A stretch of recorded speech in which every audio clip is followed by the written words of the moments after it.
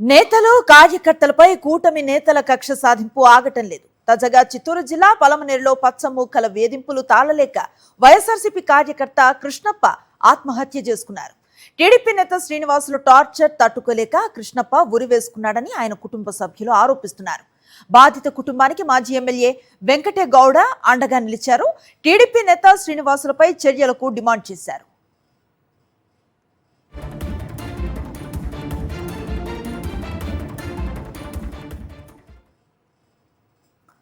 నేతలు కార్యకర్తలపై కూటమి నేతల కక్ష సాధింపు ఆగటం లేదు. తాజాగా చిత్తూరు జిల్లా పలమనేరులో పచ్చమూకల వేధింపులు తాళలేక వైఎస్ఆర్సీపీ కార్యకర్త కృష్ణప్ప ఆత్మహత్య చేసుకున్నారు. టీడీపీ నేత శ్రీనివాసులు టార్చర్ తట్టుకోలేక కృష్ణప్ప ఉరివేసుకున్నాడని ఆయన కుటుంబ సభ్యులు ఆరోపిస్తున్నారు. బాధిత కుటుంబానికి మాజీ ఎమ్మెల్యే వెంకటే గౌడ అండగా నిలిచారు. టీడీపీ నేత శ్రీనివాసులపై చర్యలకు డిమాండ్ చేశారు.